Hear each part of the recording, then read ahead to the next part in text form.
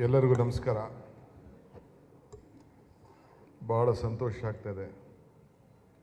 ಇಡೀ ನಮ್ಮ ಕರ್ನಾಟಕದ ಎಲ್ಲ ಕನ್ನಡದ ಜ್ಯೋತಿಗಳು ಬಂದು ಒಂದೇ ಈ ಐತಿಹಾಸಿಕವಾದಂಥ ಬ್ಯಾಂಕೆಟ್ ಹಾಲಲ್ಲಿ ಸೇರಿ ಈ ಸಂತೋಷದಲ್ಲಿ ಮುಳುಗ್ತಾ ಇದ್ದೀರಿ.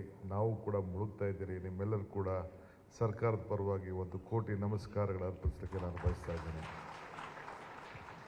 ವೇದಿಕೆಯಲ್ಲಿ ಗೌರವಾನ್ವಿತ ಮುಖ್ಯಮಂತ್ರಿಗಳಂಥ ಸಿದ್ದರಾಮಯ್ಯ ಸಾಹೇಬರಿದ್ದಾರೆ.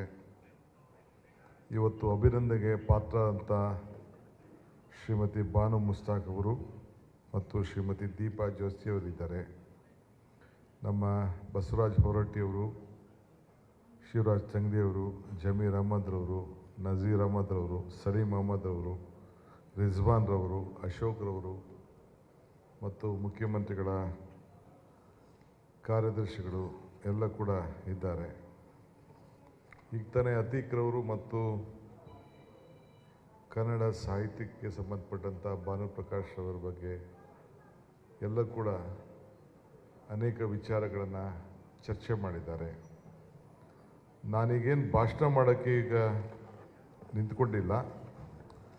ಬಹುಶಃ ಇವತ್ತು ಭಾಷಣದ ಅವಶ್ಯಕತೆಯೂ ಇಲ್ಲ. ಶ್ರೀಮತಿ ಬಾನು ಮುಸ್ತಾಕ್ ಮತ್ತು ದೀಪಾ ಜಾಸ್ತಿಯವರು ವಿಶ್ವಮಟ್ಟದಲ್ಲೇ ನಮ್ಮ ಕನ್ನಡದ ರಾಯಭಾರಿಯಾಗಿ ಬೆಳೆದಿದ್ದಾರೆ ಅಂತ ಹೇಳಲಿಕ್ಕೆ. ಎರಡನೆಯದಾಗಿ ಬಹುಶಃ ಹಲವೆಡೆ ಸೋಷಿಯಲ್ ಮೀಡಿಯಾದಲ್ಲಿ ಅಥವಾ ಮಾಧ್ಯಮಗಳಲ್ಲಿ ನನ್ನ ಸರ್ನೇಮಿನ ಬಗ್ಗೆ ಹಲವು ಚರ್ಚೆಗಳನ್ನು ಕೇಳಿದ್ದೇನೆ.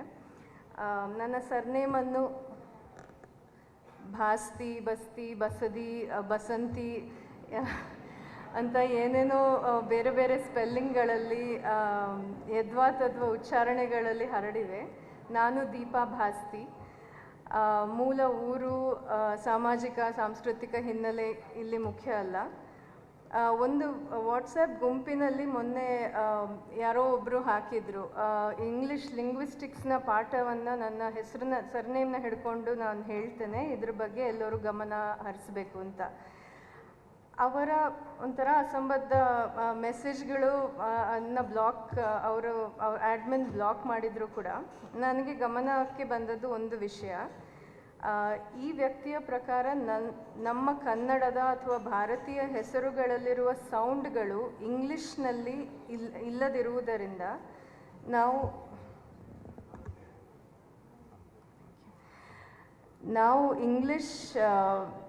ಇಂಗ್ಲೀಷ್ನಲ್ಲಿ ನಮ್ಮ ಹೆಸರುಗಳನ್ನು ಬರೆಯುವಾಗ ಇಂಗ್ಲೀಷ್ನ ನಿಯಮಗಳಿಗೆ ಅನುಸರಿಸಿಕೊಂಡು ಹೋಗಬೇಕೇ ಹೊರತು ನಮ್ಮ ಉಚ್ಚಾರಣೆಯನ್ನು ಗಮನದಲ್ಲಿಟ್ಟುಕೊಂಡು ಸ್ಪೆಲ್ಲಿಂಗ್ ಮಾಡೋದಲ್ವಂತೆ. ಅನ್ಇಂಟೆನ್ಷನಲಿ ಇವರು ಒಂಥರ ಇವರ ಈ ಅಧಿಕ ಪ್ರಸಂಗತನ ಏನಿತ್ತು ನನ್ನ ಅನುವಾದದ ಫಿಲಾಸಫಿಯನ್ನು ಹೇಳಲು ತುಂಬ ಸಹಾಯ ಮಾಡಿದೆ. ಕನ್ನಡಿಗರ ಮೆಚ್ಚಿನ ನಿಮ್ಮ ನ್ಯೂಸ್ 18 ಕನ್ನಡ ಈಗ ವಾಟ್ಸ್ಆಪ್ನಲ್ಲಿಯೂ ಲಭ್ಯ. ಕರ್ನಾಟಕ ಮತ್ತು ದೇಶ ವಿದೇಶದ 360 ಡಿಗ್ರಿ ಸುದ್ದಿ ವಿವರವನ್ನ ನೀವು ನಿಮ್ಮ ಕೈ ಬೆರಳುಗಳಲ್ಲಿಯೇ ಪಡೆಯೋದಿಕ್ಕೆ ಈ QR ಕೋಡ್ ಅನ್ನು ಸ್ಕ್ಯಾನ್ ಮಾಡಿ. ನಮ್ಮ ಚಾನೆಲ್ ಅನ್ನು ಫಾಲೋ ಮಾಡಿ, ನೋಟಿಫಿಕೇಶನ್ ಆನ್ ಮಾಡಿ.